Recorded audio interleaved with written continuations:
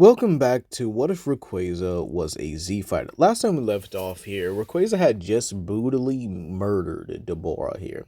And so he gave a cocky grin at Vegeta here, whose anger had now festered and boiled over. Over the years of having this rivalry and grudge with Rayquaza here, he kind of snaps in a way, which allows Bobbity to not only claim his mind, but convert him into his Majin form here, something that Rayquaza simply mocks Vegeta for. So, with that being said here, let's begin. It takes place the same way as it did with Goku here. Vegeta goes into his Majin state, this time being a lot more easily, well, I wouldn't say controlled here, but easy to convince with, the fact that Rayquaza here pretty much has beaten him and mocked him about his pride here. And so when Vegeta becomes Majin and is teleported back into Bobity's, or sorry, not the Bobity's arena, teleported out of Bobity's ship and back to the World 21st Martial Arts Tournament here, I think most of it does go the same except one thing. Rayquaza simply mocks Vegeta to think that you sunk so low as to allow this little parasite to control you, Vegeta, and put you under his boot, the same way Frieza and King Cold did you. It's some sadistic irony in that here, that you not only needed more power, but you allowed yourself to be subjugated for it here. And this enrages Vegeta here to the point where he doesn't even blow up the citizens like in the original here. He wants Rayquaza dead right there and lunges at him and proceeds to try and land any blow on him. However, Rayquaza has been training not only with his wife and his brother-in-law, but has been training along with Goku as well here. So he's not only much more well combat adapted to reckless behavior, but he's easily picked up on how Vegeta fights due to their skirmishes they've had before here. And so it's not much to really, I guess you could say, fight, if you will, or not much for Rayquaza to really try against Vegeta here. And he makes the point here, saying that all these times that you've been just fighting alone, fighting by yourself here, not even accepting your own family here, what do you think makes a warrior? A warrior that fights for nothing but himself, or a warrior that fights for something that he loves, that he cares about here. And this continues to push Vegeta over the edge here. This rage, this confliction about his own pride, and the fact that Rayquaza is somewhat the cause of it here. And so Vegeta, out of sheer frustration, actually goes for a final flash here, but Rayquaza counters with a hyper beam. And so as the two beams collide here and cause a massive explosion here, the Z Fighters see that they have to evacuate everyone out the arena as this fight is being taken on to, well, a whole nother level here. And so obviously this does fuel Majin Buu's pod here. And unfortunately, Rayquaza, sensing that Buu might be awakening soon here, decides to take this fight a little bit closer to Bobity's ship here. And so he actually utilizes a twister to blind Vegeta for a minute before rocking him in the face and dragging him to the location in a speed blitz like fashion here. Then when they actually get towards the location here, Rayquaza spins with a dragon ascent here and pile drive slams Vegeta into the ground here, sending him skidding back towards Bobity's feet. However, he's still conscious here and doesn't even acknowledge Bobby as his master here, as he simply leaps right back at Rayquaza.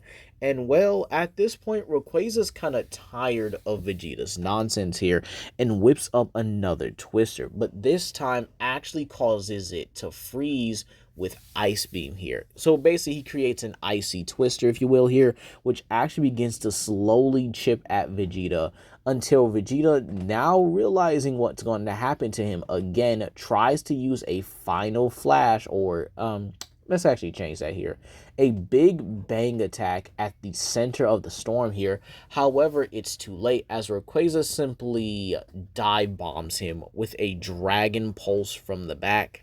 And well, this knocks Vegeta out cold here, and he calls him pathetic. And so when the other Z fighters arrive to see an unconscious Vegeta here, this is where they also see Rayquaza staring down at Fat Boo here. And so I would actually say this doesn't take place like Gohan does, as again, Rayquaza is not only a much more competent fighter, he's a much more aggressive fighter as well here. And so this leads to something else here. I would not say that Majin Buu or Fat Buu and Super Buu are sort of different here. And so what I would actually have Buu do is that he takes the opportunity to absorb Vegeta. Now, with Vegeta unconscious on the ground and the Z fighters pretty much unaware here, and Rayquaza simply confident that he could have killed Buu by now and just is about to do it, Buu takes the opportunity to, well, absorb Vegeta. This then causes him to, well, I guess you could say turn into Buu-Jita, if you will, here. And so Majin Buu's abilities combine with Vegeta's abilities. And Rayquaza is in some ways actually elated here. And Goku says, wait, you can't kill him, I still sense Vegeta in there. To which Rayquaza says, what would make the difference? What, we just bring him back with the Dragon Balls, right? We still have a Guardian, so what's the importance of this situation? And so Goku pleading to him here wants him to not do it. However, Rayquaza's mind is made up, and this is where we actually see Rayquaza power up into a, I guess you could say, somewhat of a Super Saiyan 2 like state here. He's got a lot more electricity and a bit more of a green aura around him here. And so this is, you can actually say, is a much stronger power up than what Rayquaza originally had in the Cell Saga. So with that being said here, he actually engages Vegeta here and fights him like he would Vegeta, but again, understanding that Majin Buu does have different things here, like his regeneration. So when Buu regenerates here, Rayquaza freezes the part that Buu was going to attach here and then shatters it like glass, kind of chipping away at Buu little by little here. This is where Rayquaza launches a Hyper Beam to counter Buu's more Majin Final Flash here. And so the explosion is intense here with Goku, Gohan, Piccolo, and 17 looking on in complete shock here. Well, I guess you could say more shock for the first three, while 17 is pretty much just wondering when he's going to end it already here. And so understanding that this fight may actually start draining Rayquaza's stamina, and that is possibly what Buu is going for here, Android 17 actually steps in at a pivotal moment here where Buu tries to turn him into candy and actually utilizes his Android barrier to block the attack here. Rayquaza, unlike Vegeta, would have actually been thankful here. And so this is where 17 addresses that you're getting slower. And Rayquaza says, what do you mean? And this is where 17 pretty much tells him here what he sees here. It's the same way that 18 managed to beat Vegeta. You don't see that? To which Rayquaza eyes widen in shock and says, dang, he really almost fell for that, huh? Thanks for the warning. And so this is actually where we see 17 and Rayquaza here actually fight against Buu-Jita here. Now you might ask yourselves, okay, what about Bobbity in this situation here? Wouldn't he try to help? Yeah, he would. If Piccolo, didn't just, sneak up right behind him and chop his head off. Considering the sheer fact that Deborah is dead in this timeline, meaning that Piccolo doesn't become stone, and neither does Krillin, who's now a cop without a wife. Such a shame, such a shame. He ain't know how to handle all that anyway. Gave her a real man, right? But anyway, the sheer fact that Rayquaza not only is able to actually see his flaws here, but actually understands to overcome them here, he actually begins to talking to the Vegeta side of Buu here, actually goading him into more anger and reckless attacks here. And so this leaves him in more openings for him and 17 to actually tag team combo him here, and actually doing some of the things that the future Android 18 and 17 did, like the whole double neck elbow from both sides here. And again, when they actually see that Buu is simply getting stronger and is about to collapse the space-time here, they decide that, okay, maybe it's time that we wrap this up here, right? I think that would be the smartest thing to do, right? So they both charge up their attacks, with Rayquaza charging up a Hyper Beam, full power, or a black Hyper Beam, if you will, here, and Android 17 charging up a Super Electric Wave here. To which the first one is to cut through the space-time barrier that Vegeta has put up, and the next one is to simply finish him here. However, before Boo can try to push the attack back, because he does catch it here, 17 manages to not only move behind Boo, but actually utilizes this moment to put Boo in a, I guess you could say, in a mini cage, if you will, here, or a half open cage here. Meaning that Boo's back is towards 17 and he can't push back the blast here unless it's just raw power here. However, Rayquaza keeps adding more and more of his power towards Boo here, or towards his own attack here, and it begins to simply grow bigger, bigger, and bigger, enveloping the blast here and vaporizing Boo entirely. The Boo saga has been dealt with here. And so Goku is a bit upset and is a bit devastated here. Vegeta's dead, unfortunately, here. However, Rayquaza goes on to scold Goku for that soft mindset here, and simply states that they could have revived him with the Dragon Balls. But again, he has to understand, Vegeta made his choice. So it's very possible he may not even want to revive him after a while here. But considering Vegeta is his friend and not, well, Rayquaza's here, or, Vegeta's Goku's friend and not Rayquaza's here, but Rayquaza and Goku are friends here, he'll do his friend a solid and actually go and get the Dragon Balls to revive Vegeta. Besides, he should be a lot more level-headed after going through what he did here. And so, with that being said here, the Dragon Balls are collected. Dende is still, Earth's guardian. And so, Vegeta is revived here. And this is where Rayquaza smacks the absolute living hell out of him here.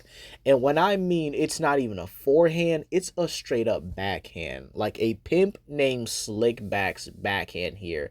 And this is where Bulma yells at him, saying that what the heck was that for?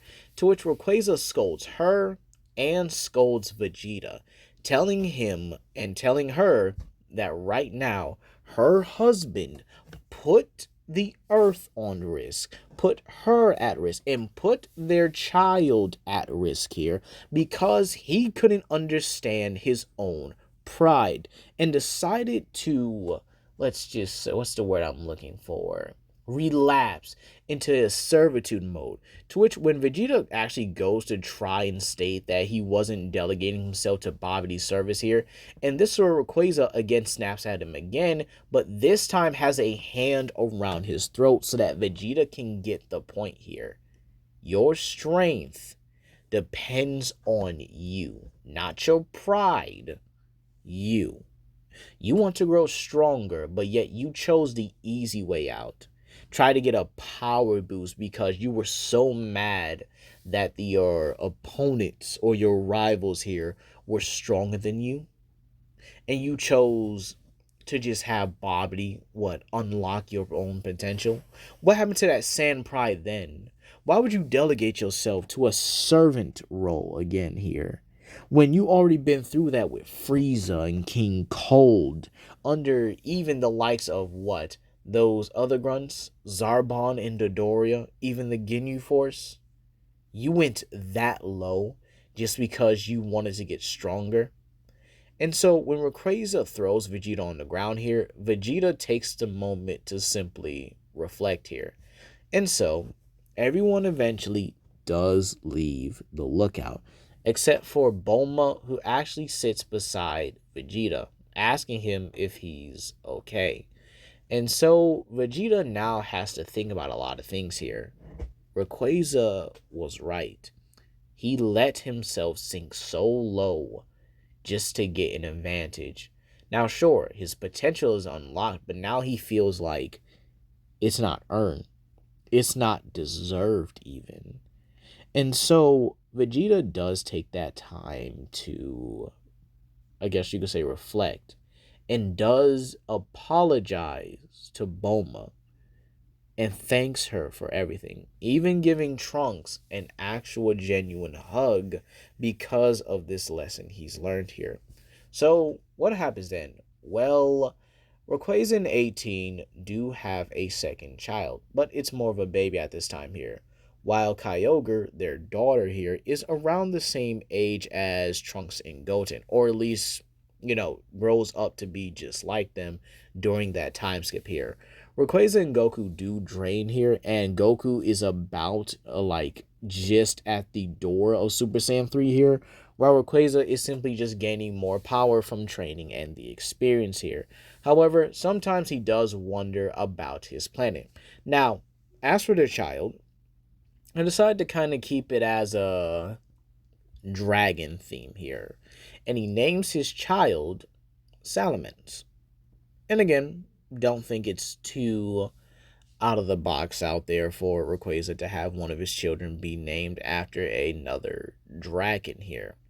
And so, Salamence would actually have a sort of blue and reddish hair here, kind of resembling that Rayquaza does have multiple, or at least is, the highest ranking. Well, he is the prince of his race, so he does have a bit more of a genetic diversity, if you will, here, due to his father being Drago and his mother being Wyvern from, Bakugan and stuff like that there.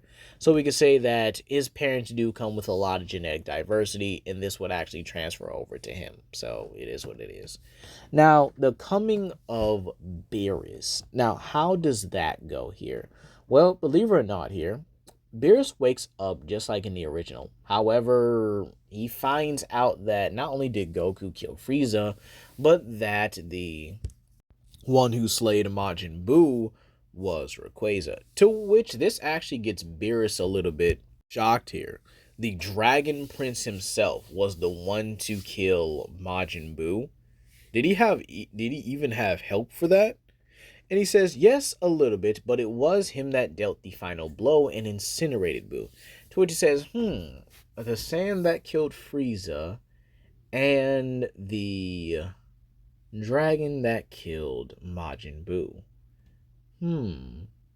While I would love to see the Super Saiyan God, I am more interested into what this Dragon Prince can become.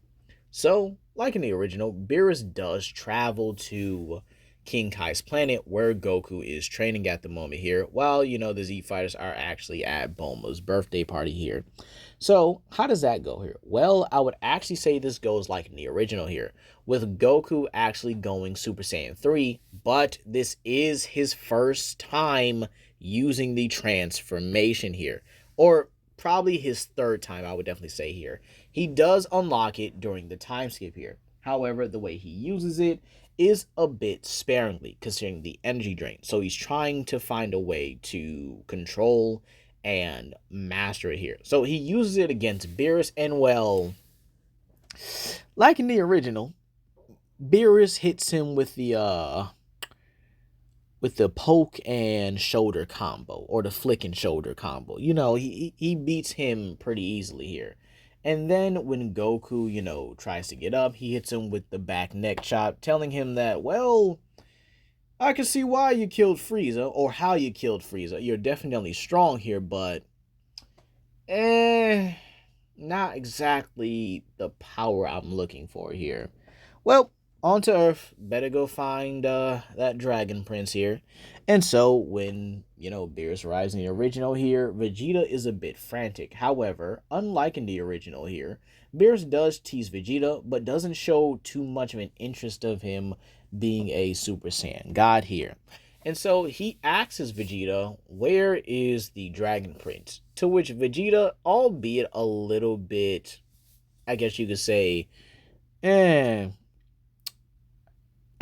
don't know what the word is. A little bit agitated. Yeah, that's what I'm looking for. Agitated that Beerus is more here for Rayquaza than him here. Yeah, he still points him out here, where Rayquaza is actually holding his newborn child, while 18 simply just eats her food and, well, relaxes with her daughter here.